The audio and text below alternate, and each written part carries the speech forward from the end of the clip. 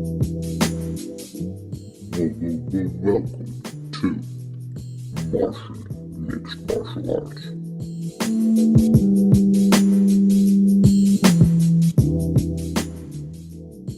Wow.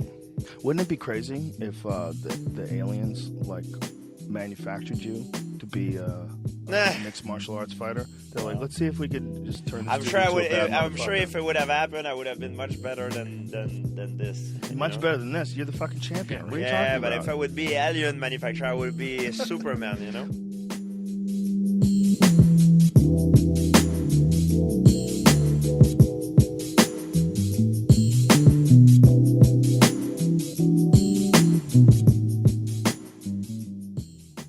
Hello, ladies, gentlemen, boys, girls, aliens, Martians, any conscious being tuning into the podcast. I welcome you to episode 39 of Martian Mixed Martial Arts. This week I have with me my friend Nick. Nick, say what's up. What's up? We are going to be previewing the UFC card going down in Denver, Colorado this weekend, and we are going to be recapping the UFC 230 pay-per-view that went down this past weekend in Madison Square Garden, New York City, New York. So my man Nick is with me right now. I was going to the UFC 223 pay-per-view in Brooklyn earlier this year, and I was going alone. I made a post on Reddit. I said, hey, I'm going to this pay-per-view alone. Any chance any of you Redditors out there are going as well? To which Nick replied to me. He said, I'm going as well. I said, no shit. Let's see. I wonder if we're sitting anywhere near each other. I said, I'm sitting in section 112. He said, holy shit, I'm in 112 too.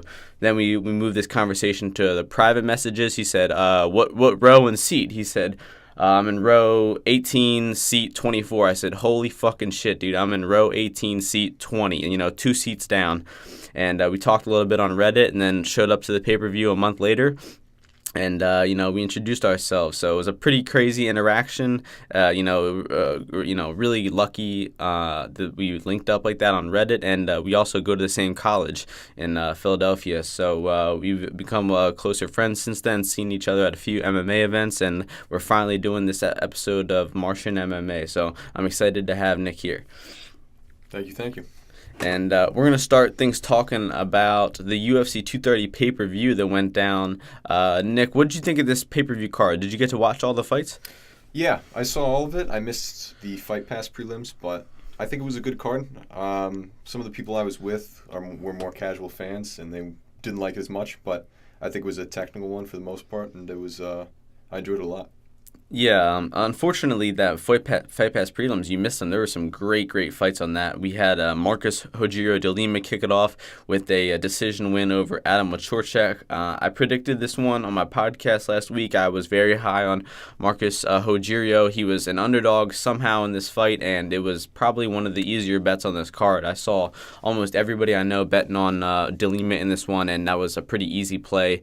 So really, brutal fight. Absolutely boring, terrible fight, but de Lima won easily. So then we had Shane Burgos run through Kurt Hollabaugh. Kurt Hollabaugh rocked him with a punch pretty bad in this one, but somehow Shane Burgos threw up an armbar right away. That was a good one. Yeah, I saw that. Yeah, you saw the highlight was that one went around the media. It was just a great armbar. I mean, he was hurt bad, and 10 seconds later he had the dude tapping out. So impressive win from Burgos. His submission game is very underrated. And then one of the fights of the night was Matt Frevola and Lando Venata going to a draw. Just a crazy back and forth fight where both guys were dropping each other and getting in full mount, and they both had very opportunistic moments in this fight, but they ended up coming out a draw. Very good decision from the judges. I was grateful that no guy came out the winner in that one because it was just too close to call. I wish there would be more draws in the UFC. But moving on to the prelims, we had Lyman Good knock out Ben Saunders in this one. Just a brutal knockout in this one. You saw the tie clinch that, Ben Saunders is very good in the tie clinch, but he was landing some brutal knees on Lyman Good. But Lyman Good said, fuck your knees, I'm going to throw some uppercuts, and just absolutely mauled Ben Saunders with those uppercuts. Yeah, it was incredible. Tough to see Ben Saunders, keep losing in there and everything like that. Hopefully he can, maybe go to an easier promotion, get some special supplements into him, or just retire after a 33 fight career. Next fight, we also had another tremendous fight. Shaman Moraes defeating Julio Arce somehow by split decision. I don't think that fight was too close. I think Shaman won that one pretty decisively. Shaman dropped Julio in the first round. He won the second round very comfortably. Maybe took the third round off a little bit. Julio might have came back and won that round, but really impressive underdog performance from Shaman Moraes in that one. Yeah, that was interesting. There was a decent amount of back and forth, but I definitely don't think it was split decision worthy. Yeah, a lot of blood in that one too. Very bloody fight. I think Rogan said it was like one of the bloodiest fights he's ever seen, but I don't think that was true. I think I don't know. I can't think of too many that were bloodier than that one. Yeah, that was something. I love bloody fights. Next fight we have Sijara Eubanks defeating Roxanne Modafferi by decision. Sijara Eubanks coming in here missing weight, and she beat Roxanne pretty comfortably though. They fought before. Sijara won comfortably before, and then she won again. So kind of confusing matchmaking in this one, booking that rematch, but Sijara Eubanks is looking pretty good in there. Yeah, that one didn't make a lot of sense to me either. I knew that they had fought before. And let's see, we have Jordan Rinaldi, another underdog play coming through. I didn't bet on him, but just another 2-1 underdog defeating Jason Knight by decision. Just a great wrestling performance by Rinaldi. Jason Knight was, he's looked like a different fighter in the past couple of years. I watched one of his fights the other day against Chas Skelly, and he was just throwing up all these submissions from his guard. His rubber guard was active. He was throwing up triangles, omoplatas, gogoplatas, everything. And that's just not – he just doesn't have that ability anymore. He was fighting a very good wrestler in Jordan Rinaldi, and that kind of halted his jiu-jitsu game. But Rinaldi just looking very, very impressive in there. I wasn't too familiar with either of these guys going into it, but I think I definitely am a Rinaldi fan after finishing that one out. I don't know. I think this is part of the ongoing wrestling versus jiu-jitsu debate here. Yeah, I mean, even though you and I are both jiu-jitsu guys, I think that wrestling beats jiu-jitsu. I would say maybe 7 or 8 times out of 10. You have to, have a wicked, guillotine coming in for a shot, or have I think just rubber guard is losing its effectiveness in MMA. I mean, we saw Ben Saunders. We just mentioned him. He fought Sergio Moraes, and it was just, if you love jiu-jitsu, that was just a gift of a fight to watch, because Sergio Moraes took Ben Saunders down. Ben Saunders put him in his rubber guard, mission control, but Sergio Moraes just pressure passed the shit out of him for 10 minutes, past his guard, and submitted him. So unfortunately, I think the 10th Planet Gang is losing a little bit of its credit in the UFC. I don't know if I mind that too much, honestly. Hey man, I gotta support my man Eddie Bravo no matter what. And I mean, his best fighter is Tony Ferguson. There's no doubt that he's an incredible fighter. So that he's still representing a little bit. That's true. But Eddie Bravo's other guys, Ben Saunders, Alan Jouban, Jason Knight, man, not looking so good.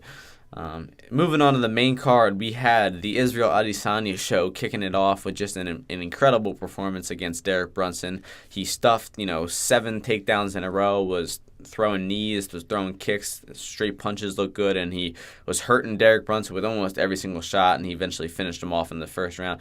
Did you think this one was going to end this way? I thought personally Israel was going to win a decision, but I was pretty shocked that Israel put him out that quickly. I don't think I was too shocked that as popular as Adesanya is getting now, I still think he's underrated. He's incredible, so I can't wait to see him go against some tougher opponents, because he's been challenged, but not as much as he could be, I think. Yeah, I mean he's slowly climbing the ranks of the UFC. I mean I think the UFC is treating him very well. They're giving him low level competition, then mid level, then pretty high level, and then top 10. He's really working his way up through the ranks. They've thrown prospects to the wolves way too soon, and potentially ruined their careers. And they're not doing that with Israel. Luckily, they're moving him up very very accordingly. The next fight that we had a pretty boring fight, unfortunately. I was kind of questioning why this one was on the main card. I think the fact that the UFC might have put this one on the main card because both of them are pretty heavy hitters. They assumed that one of them was just going to go down from a punch. I thought that was going to happen too.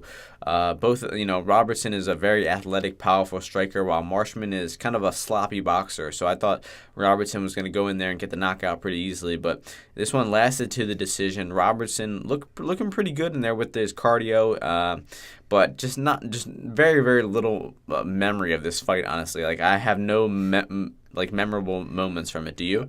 No, that's actually the first thing I was going to say about this fight was that it wasn't memorable. I'm surprised it went to decision. Marshman looked like he was in trouble for a lot of that fight, and one of the biggest things to me is like this seems like something you put on a prelim to spice it up. This doesn't seem like a main card fight to me.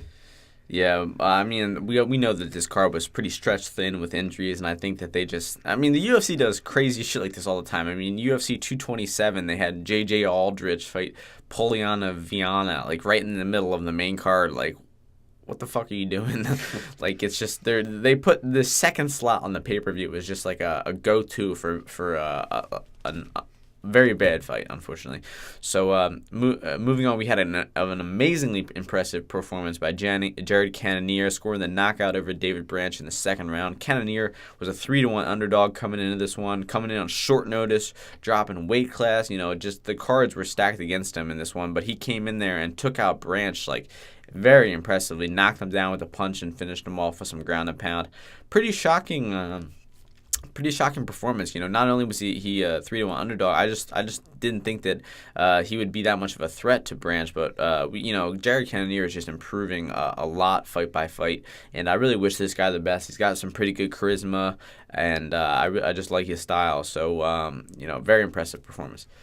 Branch, I think, is definitely a bigger name than Cannonier is, but after this, maybe that won't be the case. I think this is one of those fights that may have been a little more boring for casual fans, but it was a good one. I think definitely for taking the number 3 slot here, coming up to the end, it was a good fight. Yeah, and I saw the first round was pretty close. I saw then after the round ended, I checked 5 dimes, and Jared Cannonier I think was like a 2-1 underdog. I mean, I thought the first round was really close, and anytime the first round's close, anything higher than 2-1 I think is a good bet. And I checked over to BetDSI, and I saw Jared Cannonier is over a 4-1 underdog, so I had to hit that. And I also was on the under in this fight, so both of those cashed. And I'm a very happy guy from Jared Cannonier.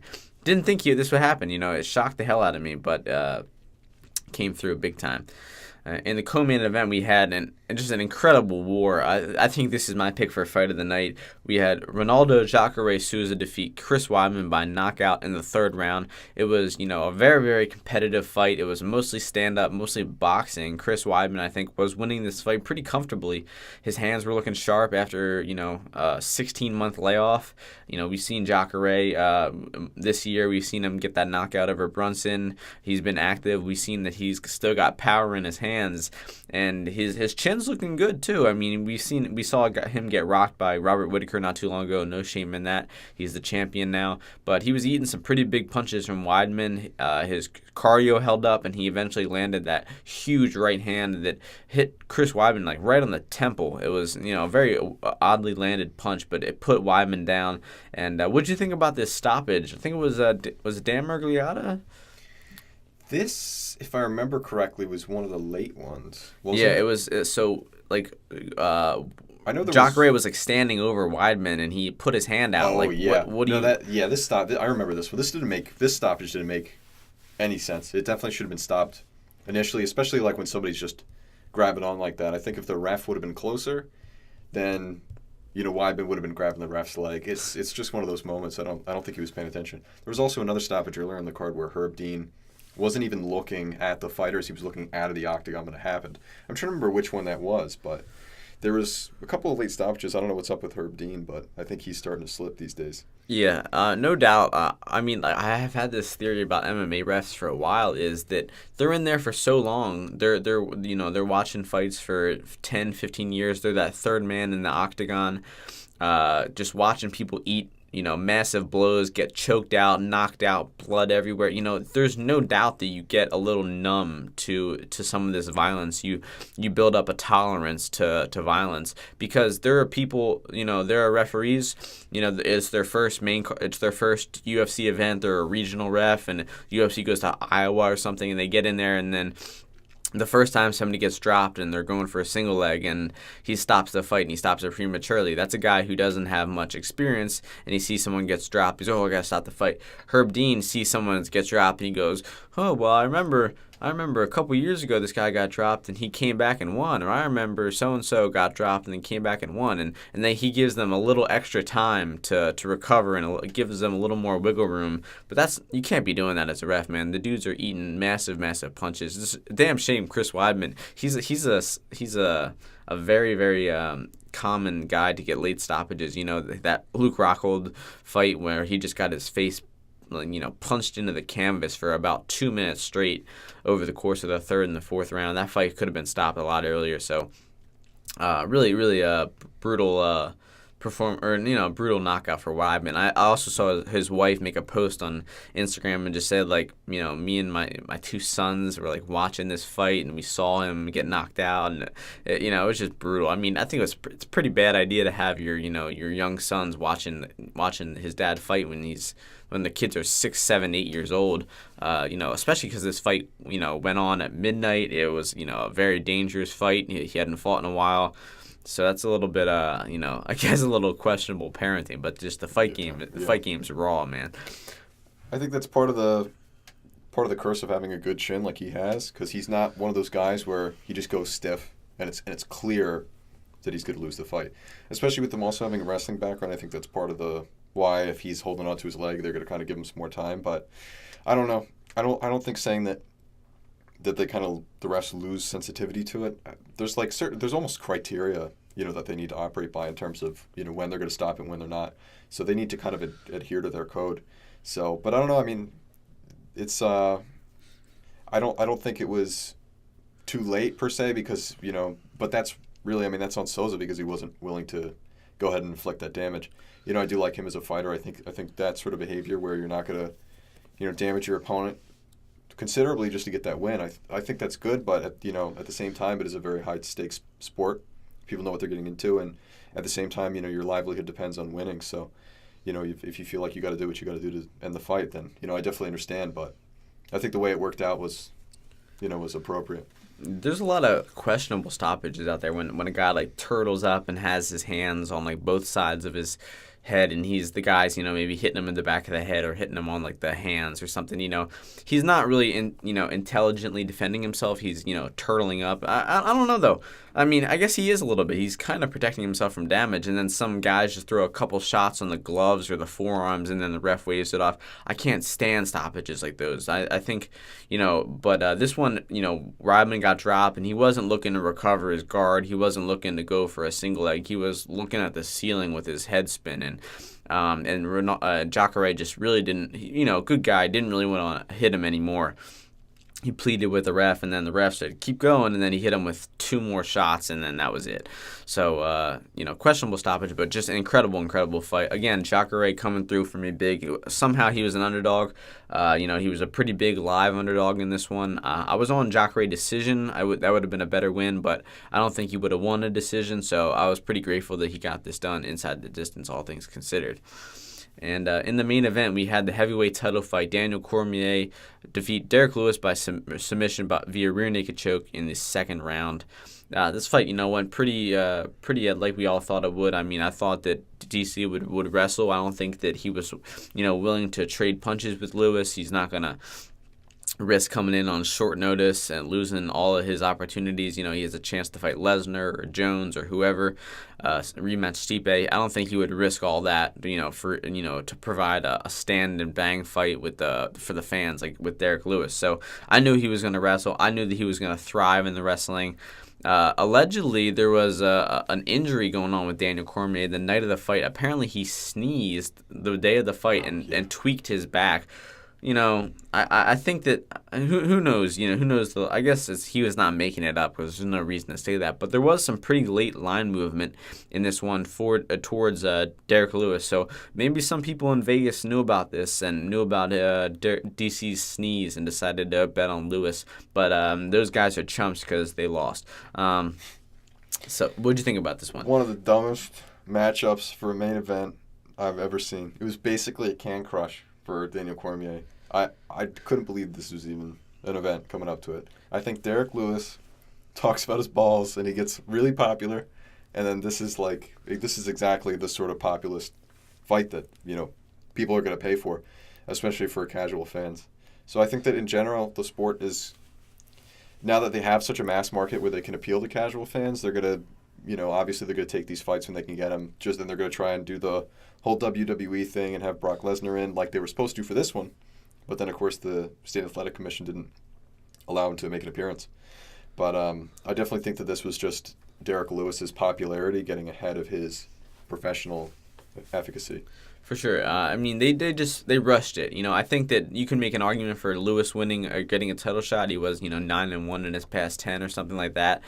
They rushed this. They needed a main event. They reduced his medical suspension. They knew he took all those punches. We talked about it last week. It was a terrible decision on the UFC's behalf, I believe. It was just so desperate, and it showed because there was just a huge mismatch in there, like you said.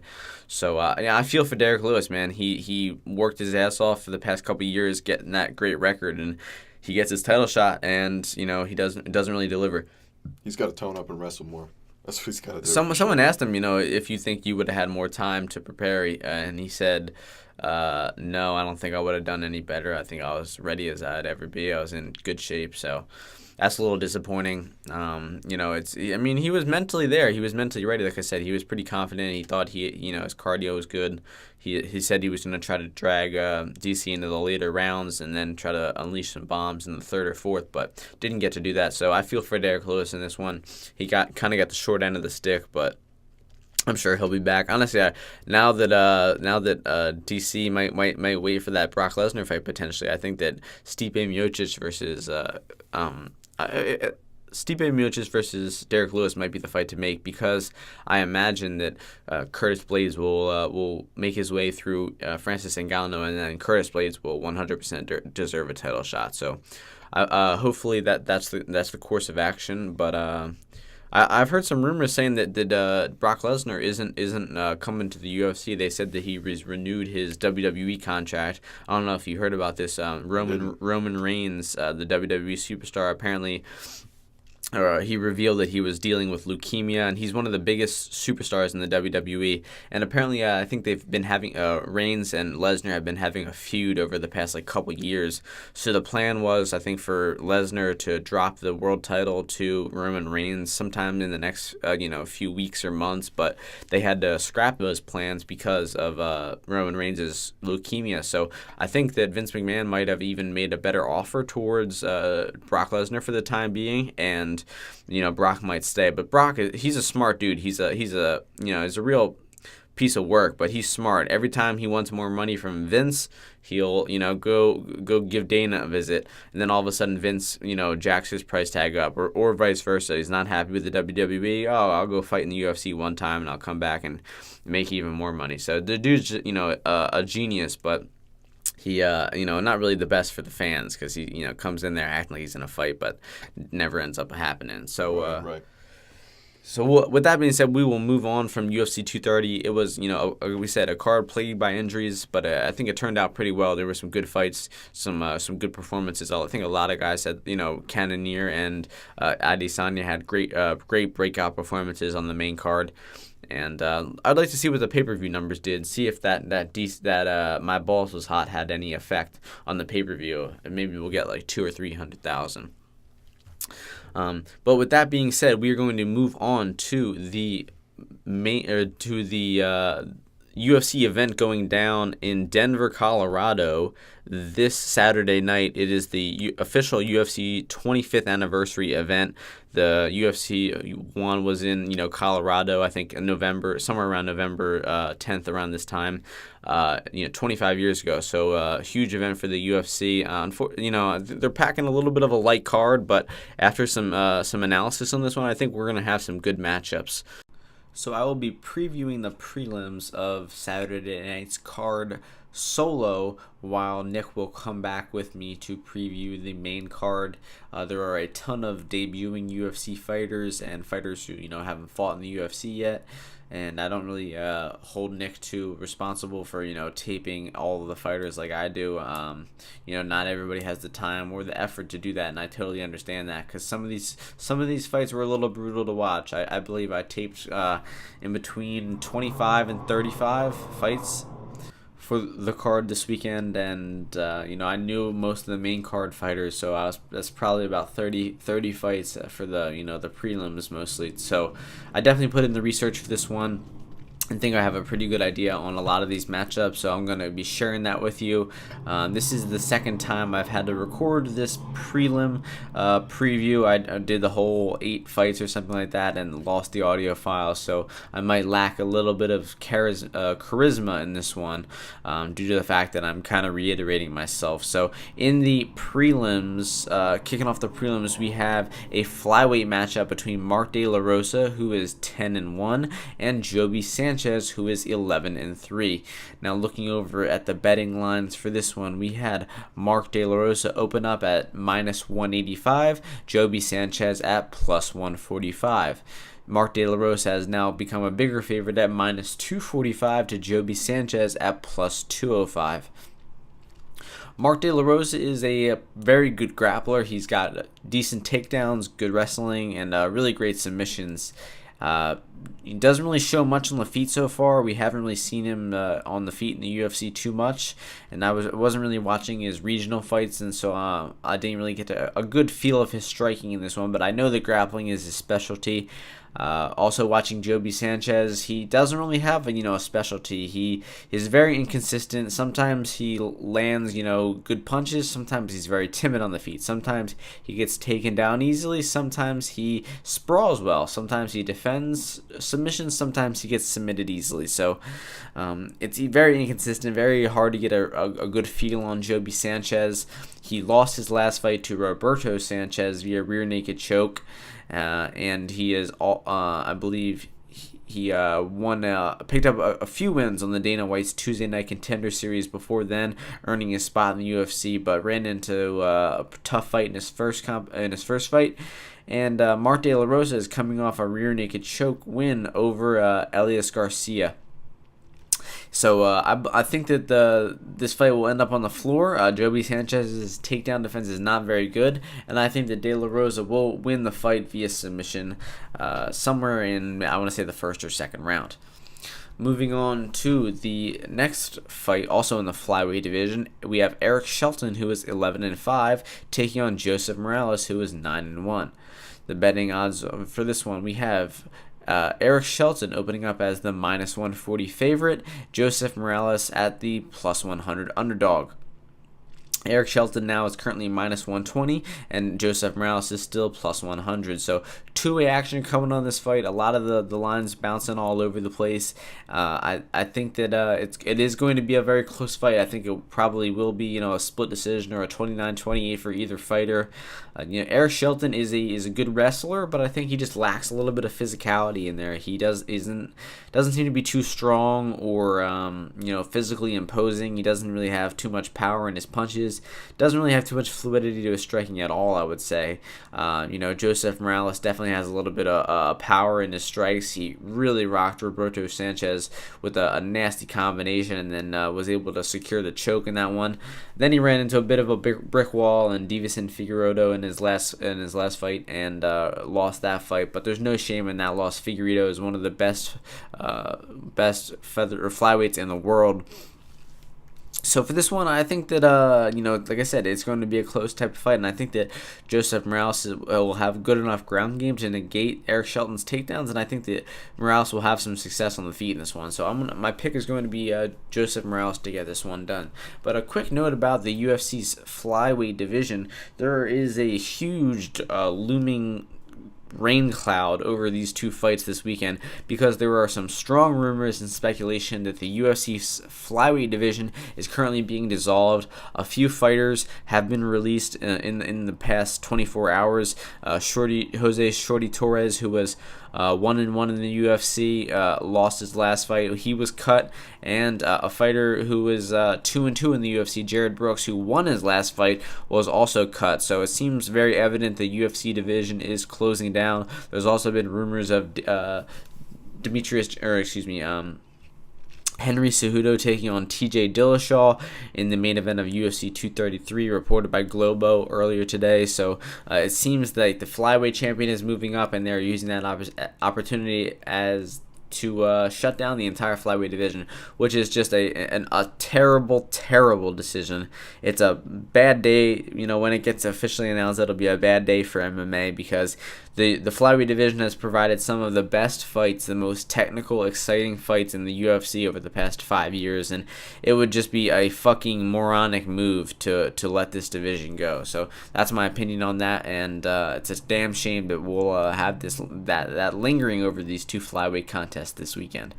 So moving on to the lightweight division, we have Davi Ramos, who is 8-2, taking on John Gunther, who is 7-0.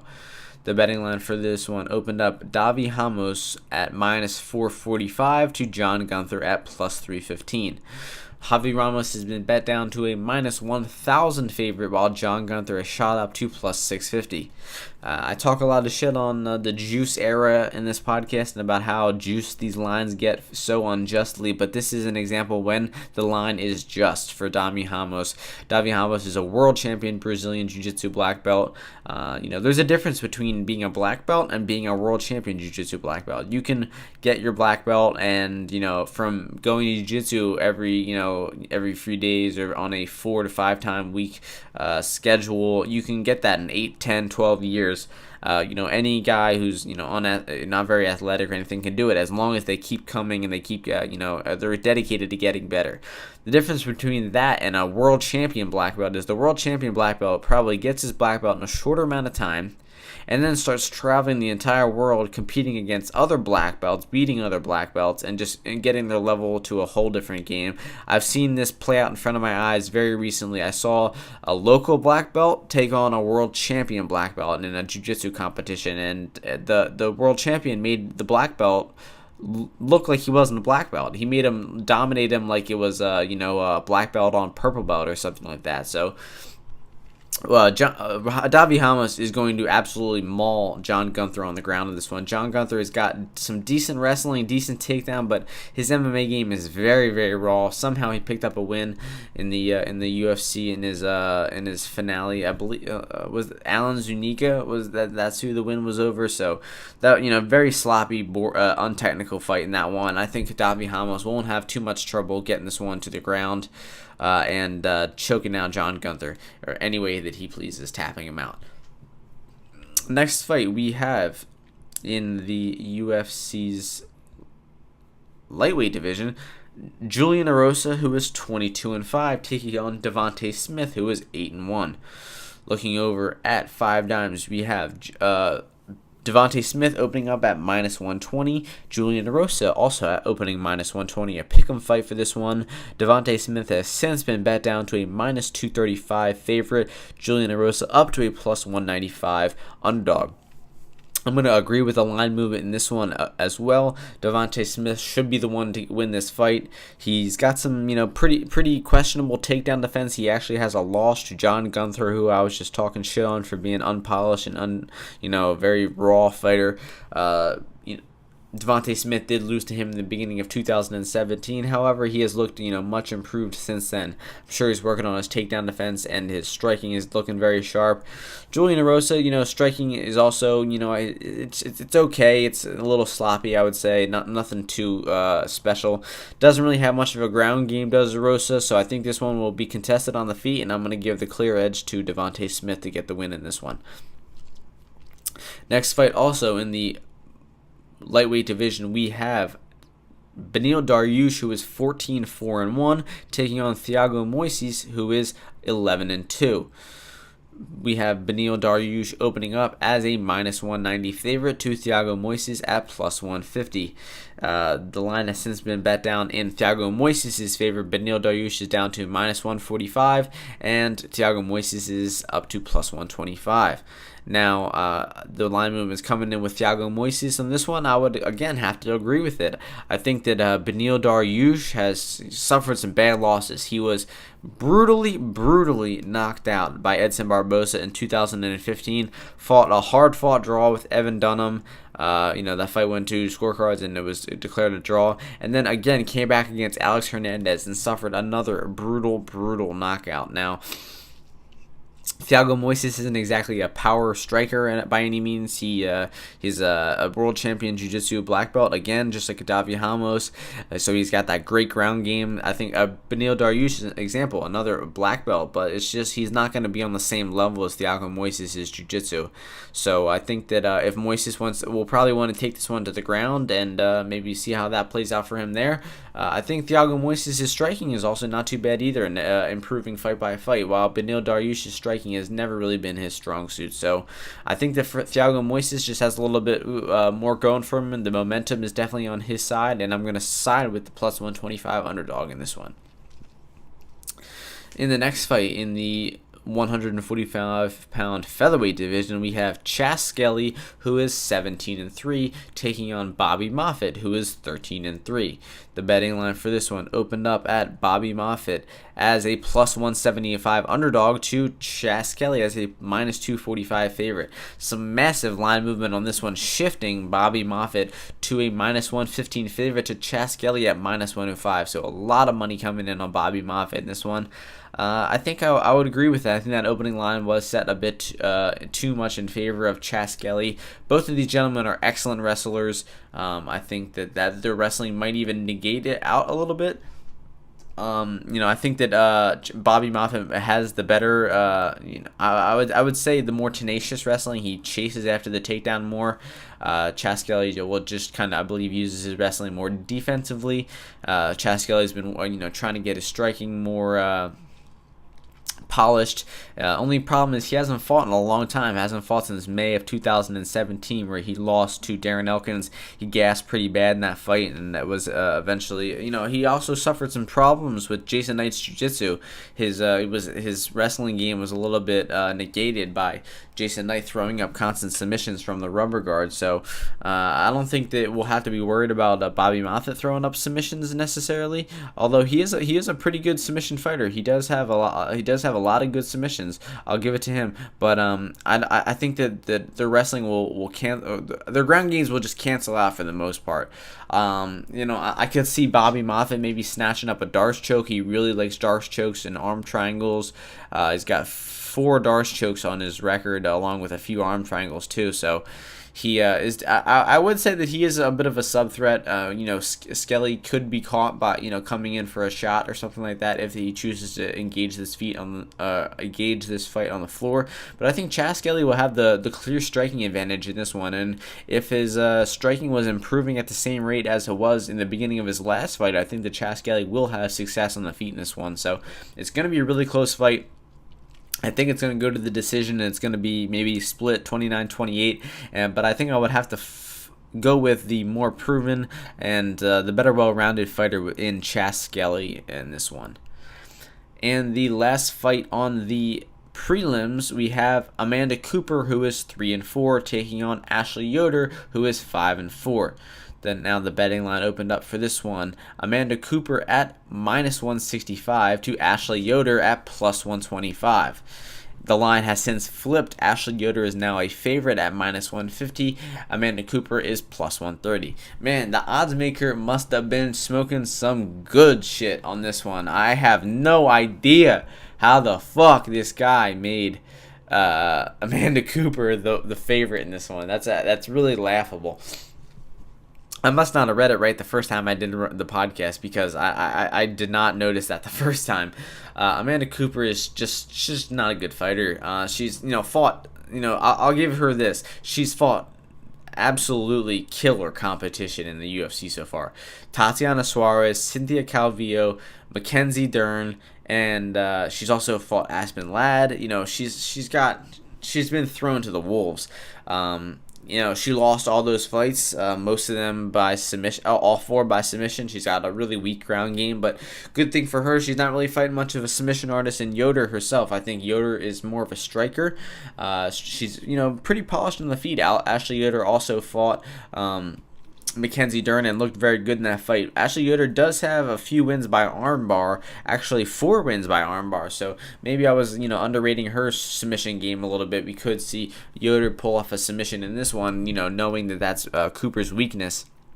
I think this one will be contested on the feet, though. I think Yoder is pretty comfortable on the feet, and she will be, the more polished and the more fluid striker in there. And I think that she'll probably win a decision in this one. I imagine that she'll probably give up a round, and it'll be 29-28 in favor for Yoder in this one. So that is going to be all for the prelims in this one. We're going to be transitioning to the main card next, getting back with Nick. And just one more note that it has been announced that Beneil Dariush and Thiago Moises will be promoted to the main card. So I mentioned that Ray Borg and Joseph Benavidez have their fight has been canceled in a few minutes, and I speculated on which fight would replace them on the main card, and that answer is Dariush versus Moises. So that's going to be all for the prelims of this one. And I'm getting back with Nick to talk about the main card of this UFC Denver card. Talking about the main card on this UFC Denver card, we are kicking things off with Luis Pena taking on Mike Trizano. Luis Pena is 5-0. Mike Trizano is 7-0. And over on the sportsbookreview.com, checking the opening odds for this one, we have Luis Pena opening -370 and Mike Trizano opening +310. Looking over at 5 dimes, we have Luis Pena -270, Mike Trizano +230. So most of the money seems to be coming in on Michael Trizano in this one. I think that's accurate. I think this opening line was set a bit too high. I think that Luis Pena should be the favorite. He should win this fight, but Mike Trizano is not a bad fighter. He has a very little experience in the UFC so far, only 1 win over Joe Giannetti in the Ultimate Fighter finale. Both of these gentlemen were Ultimate Fighter veterans coming off of season 27 of the Ultimate Fighter. So I think that, like I said, Luis Pena should get this one done. He's got some great straight punches. I think his takedown defense is not the best. He was taken down in his first UFC fight, but he recovered pretty well and was able to get the knockout once the fight went back to the feet. But I believe Mike Trizano is going to be trying to wrestle in this one. I think he'll be very outmatched on the feet, and I think that Luis Pena has enough wrestling skills and grappling skills to negate Mike Trizano's grappling skills, and he'll eventually get this one back to the feet and either win a comfortable decision or he might get the knockout on Trizano. So what are you thinking about this one, Nick? I'm not super familiar with Trizano, but I do like Pena, so I think I'd agree with that analysis for the most part. Yeah, Violent Bob Ross is this dude's nickname. I don't think he looks like Bob Ross. Do you? It's not that close. Yeah, but it's something. It's a cool nickname, I guess. Something to relate to. Yeah. I should mention that one of these fights on the main card has been canceled. Ray Borg versus Joseph Benavidez has been canceled, so we might be dealing with a 5-fight main card, or they might bump one of the prelim fights up to the main card. But as we're recording this right now, I believe that 6th spot on the main card is empty right now. But the next fight we have in the women's strawweight division, we have Macy Barber, who is 5-0, taking on Hannah Cyphers, who is 8-2. Looking at the betting odds for this one, we have Macy Barber opening as a -460 favorite, Hannah Cyphers at +365. Right now, Macy Barber is a minus 430 favorite, while Hannah Cifers is plus 345. So a little bit of action coming in on Cifers' way. I think the opening line was pretty accurate for Macy Barber. Macy Barber she's 20 years old, and she's a very well-rounded mixed martial arts already. She's got great striking, super powerful kicks. And she's also got, a good understanding of grappling, a good understanding of, the fence, how to use the fence. And, I think that Macy Barber has the potential to be a huge star in the UFC. Like I said, only 20 years of age. Very, very impressive that she's this well-rounded at this early of an age. And she's big. She's a huge 115-pound girl. Hannah Cifers is very small. She looks like the typical straw weight in there. Hannah Cifers has some decent striking, okay boxing, but I don't think that she's going to be physical enough or powerful enough to stand with Macy Barber in this one. I think Barber could take this fight whatever she wants. She might, take her down to the ground and ground and pound her like she did her last opponent, or she might keep it on the feet and try to get a knockout. So, unfortunately, I don't think Hannah Cifers has much of a chance in this one. So, Nick, are you familiar with either of these two ladies? Yeah, I'm familiar with Macy Barber, and Hannah Cifers I've seen a little bit of, but I think I'd agree with that. I don't think Cifers has much of a chance.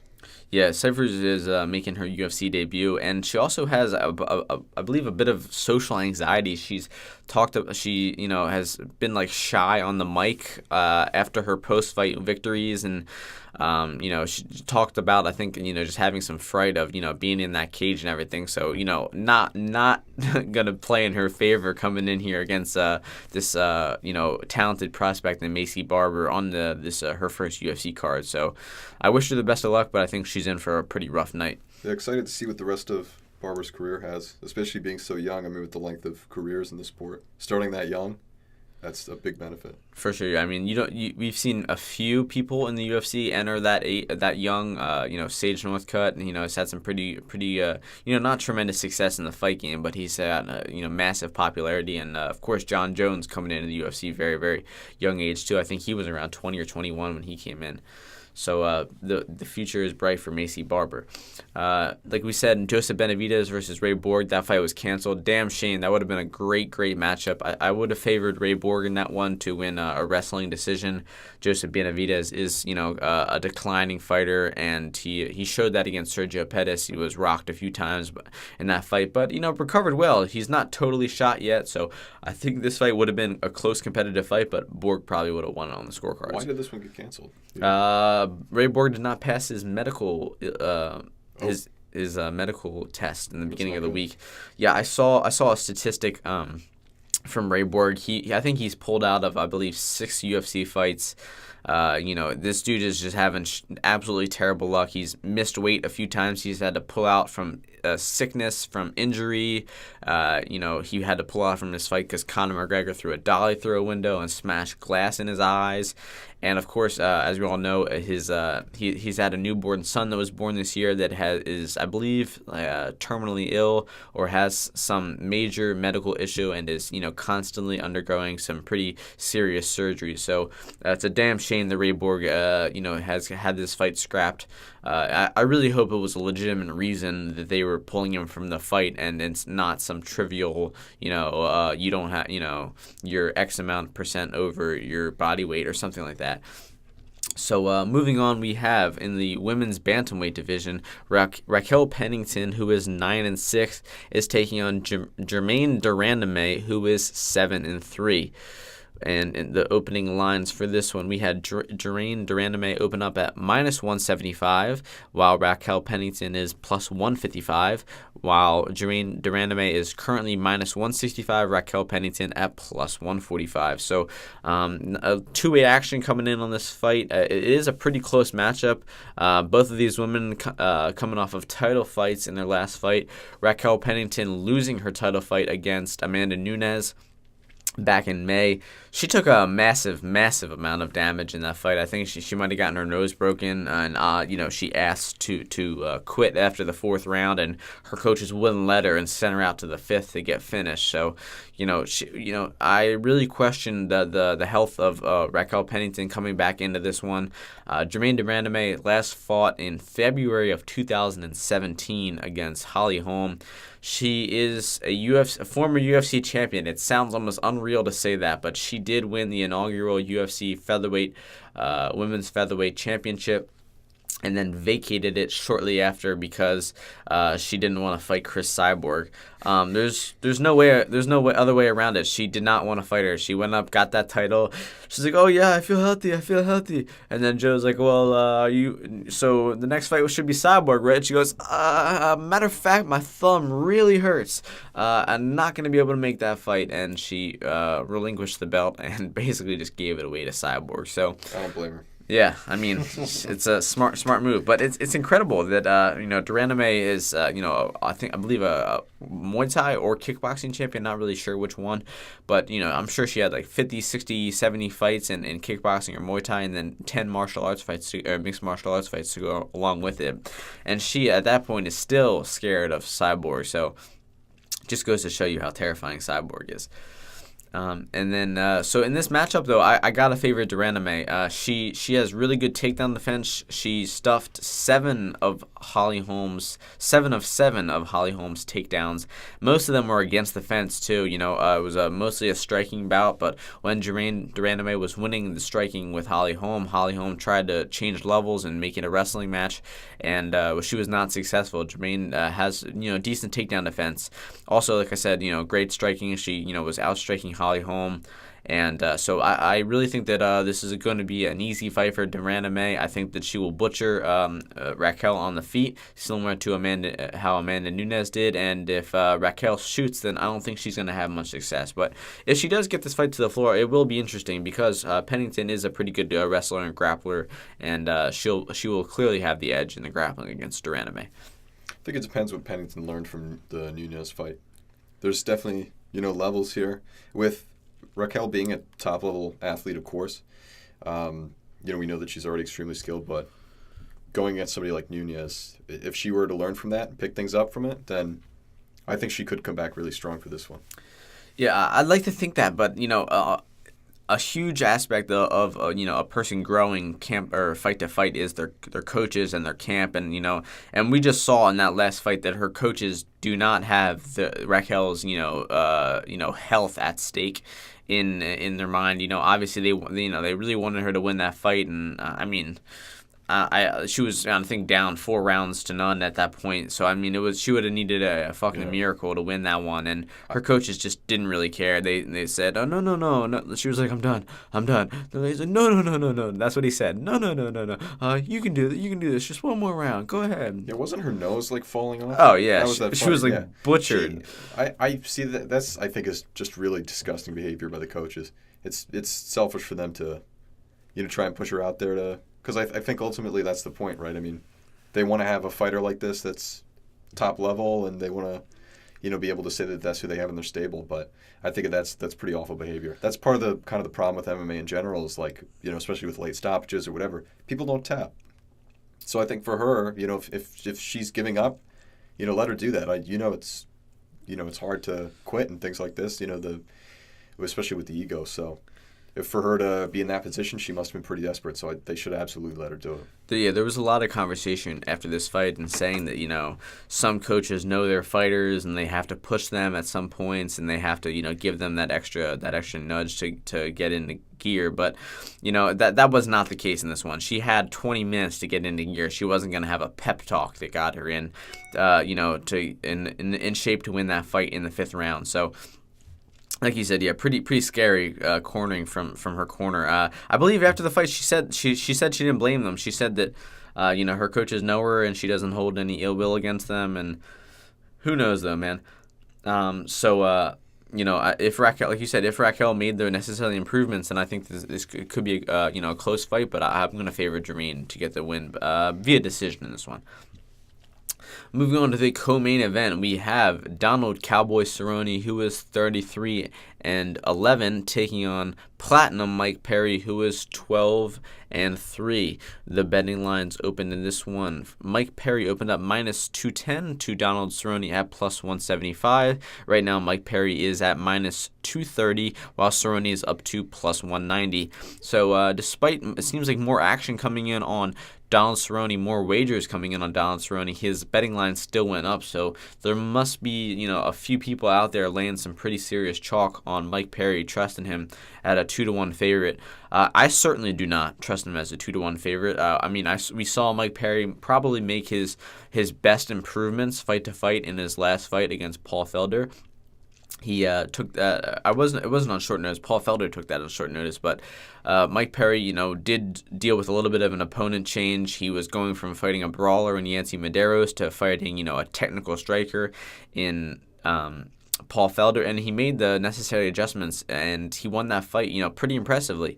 It was a fairly close decision. It was a competitive fight. He wasn't blowing Felder out, but he was certainly winning, and he showed, better composure, better cardio, everything was better. His technique.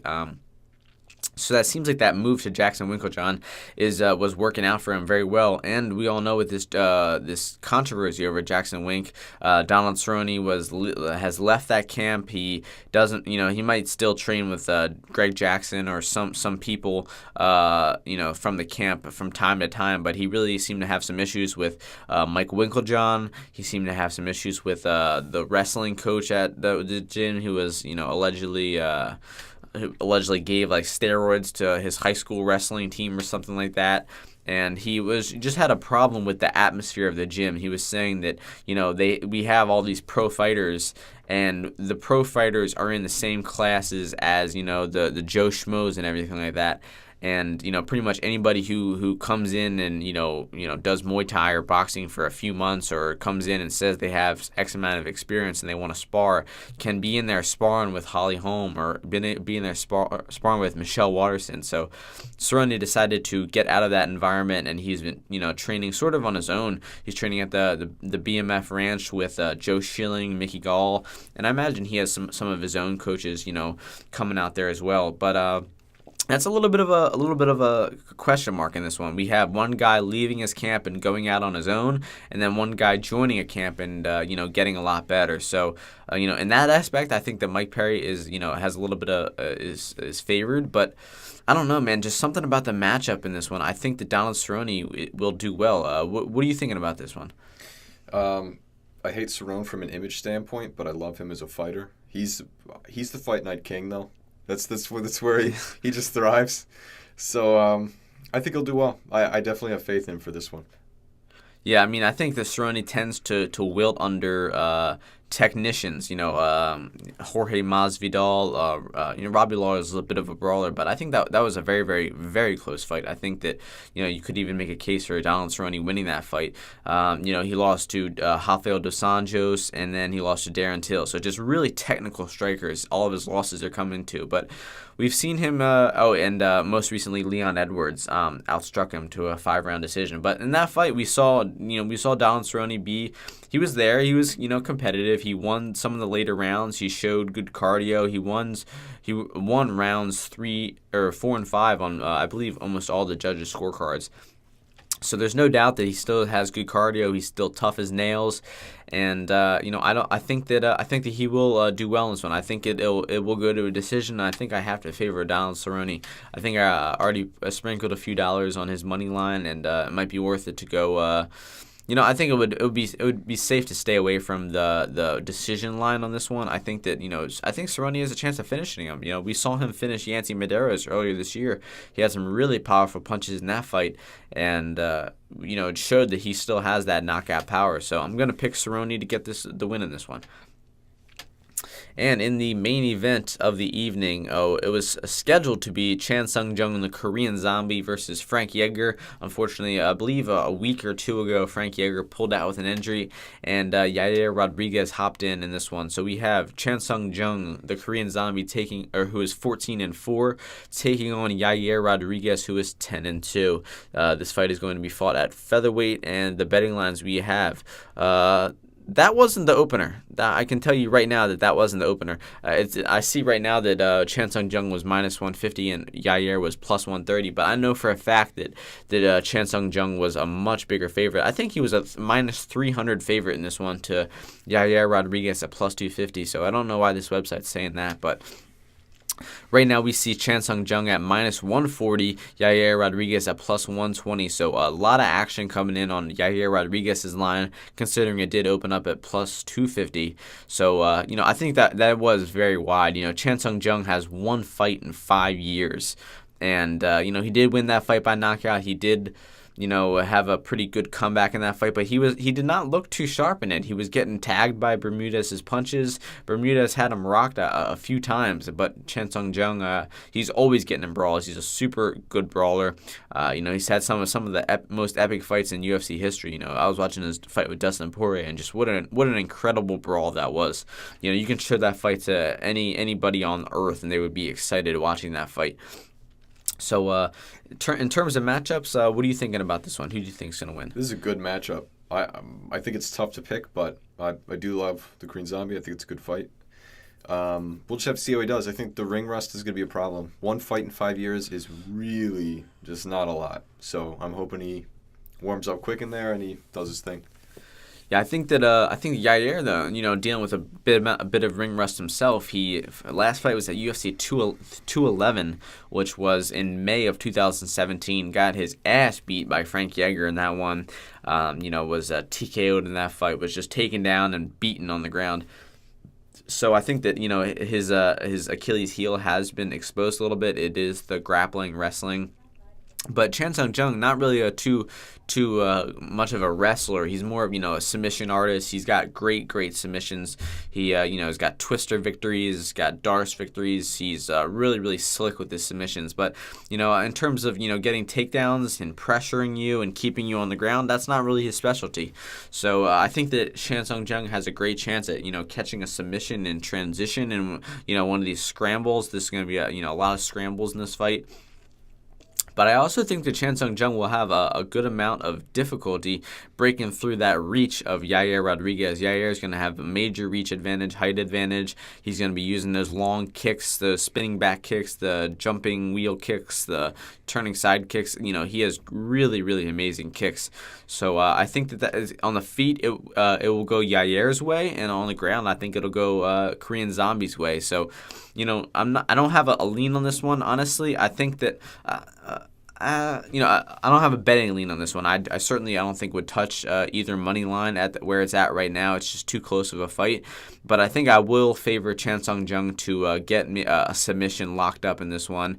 The dude's he's special, man. One fight in 5 years, but he came back in that fight and landed an incredible uppercut and knocked Dennis Bermudez out. So there are, he's just a very talented fighter, and I'm going to have to trust him a little bit more than Yair. Yair is great as well, but I think he's a little more one-dimensional than Chan Sung Jung.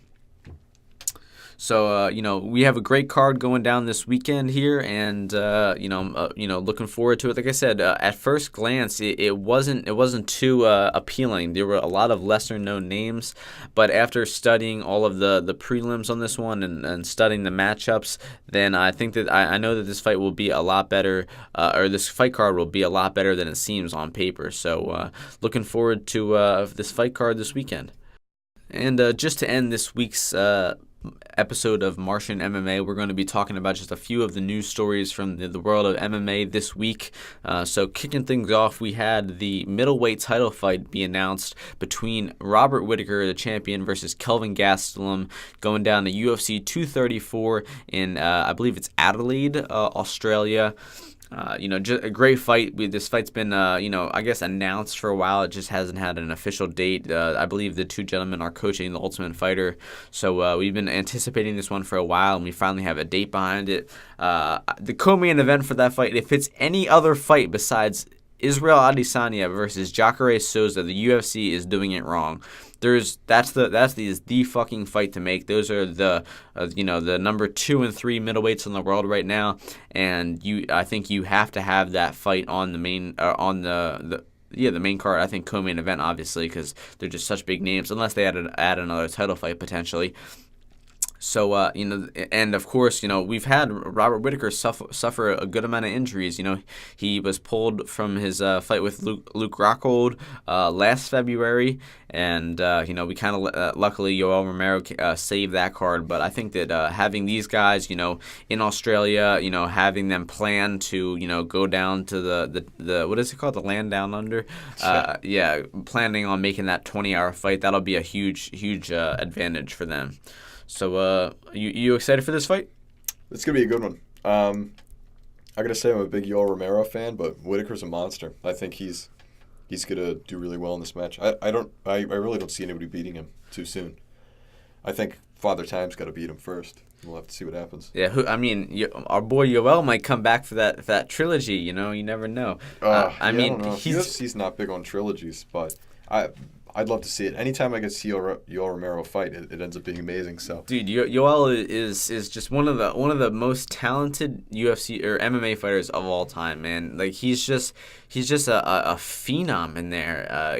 The way he his effortlessly wrestles. He took down.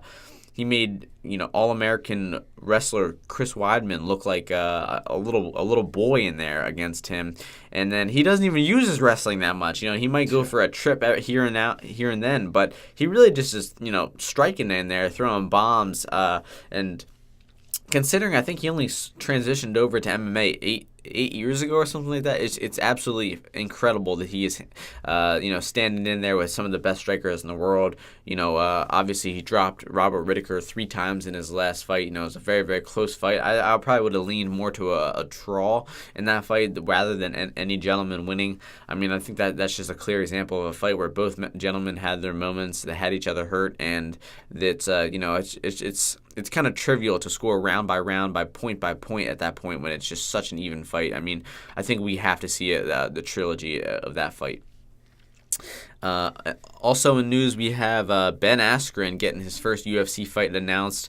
His first opponent of the UFC will be Robbie Lawler in this fight's going down UFC 233 in Anaheim, California. Terrible matchup for Robbie Lawler. Awful.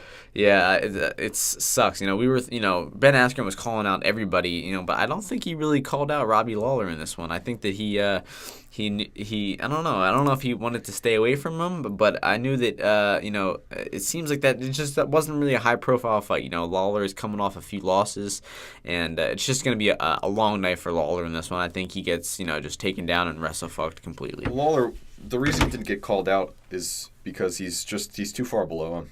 He's going to get killed, but I think that's sort of good for the UFC. They're just unveiling this new guy, and they want to make him look as good as possible.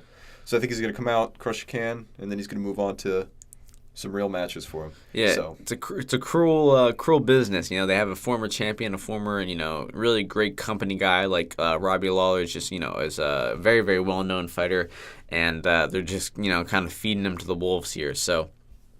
Unfortunate for Lawler, but I think that'll be a good way for Askren to get his feet in the water. And we also had some pretty fucking bizarre news break this week. Floyd Mayweather showed up at Rizin's press conference. I believe it was Sunday night in America, Sunday night at 11 p.m. because, I think Japan's like maybe 12, 14 hours ahead of us. So it must have been midday there. And we see Floyd Mayweather at a press conference with kickboxing star Tenshin Nasukawa. Tenshin is a Tenshin, actually, is a 20-year-old just phenom in kickboxing. I think he's like 27-0. He's 4-0 in MMA, and he's one of the best strikers on the planet right now. And he was announced that he's going to face Floyd Mayweather in some unknown rules. They don't know the rules. They don't know if kicks will be allowed. They don't know the weight. They don't know anything. This guy's 122 pounds, and Floyd Mayweather fought his last fight at 154 pounds. Like, what the fuck is going on? It was a freak show from the jump. It was weird. None of us knew what the fuck was going on, but we kind of were like, okay. And then today, Floyd Mayweather hops back on Instagram and says, it was all a lie. None of it, I didn't agree to any of this. They blindsided me with this, and that, and none of it was official, and it's not happening. Deleted all of his posts from it, just classic Floyd behavior. He's a total flake. He picks and chooses the matchups that cater to him best, and then when it doesn't cater to him, he abandons it. So what you got to do to maintain that 50-0 record. Yeah, you gotta pick and choose. It's just not even like funny at this point. Like he's Amir Khan wants to fight. Canelo wants to rematch. So and so. I'll fight Andre Berto. So okay. Well, we have Errol Spence. We have so and so. All these great boxers want to fight. I'll fight Conor McGregor. He has the potential Pacquiao rematch. He could still fight Amir Khan. Both those guys are washed up. He would win those fights fucking easily. No, I'll fight this 122-pound kickboxer in Japan. The dude just is, very, very, very confusing. I kind of believe him, though. It seemed like there had to be some fuckery on Ryzen's behalf for them to fool Mayweather into this. But who really knows? I mean, Mayweather posed in pictures with them. He did a face-off with them. He, went all over Japan taking pictures with them. So there's no doubt there was some turmoil going on with these negotiations. Maybe the Nawasaka's team was intimate on getting those kicks in the fight. Hey man, one kick around. Joe Rogan says it all the time. He goes, just one leg kick. That's all it would take. And he's right. So no surprise there from Floyd. Not a big Floyd fan. He's one of the greatest athletes of all time, I think, but he's also one of the biggest bitches of all time. Yeah, and he's a woman beater, and he's a piece of shit. So I believe that is going to be all the news this week for Martian MMA. This is episode 40 of Martian MMA. I will be coming back next week to talk about, I don't even know where the UFC is next week, maybe China.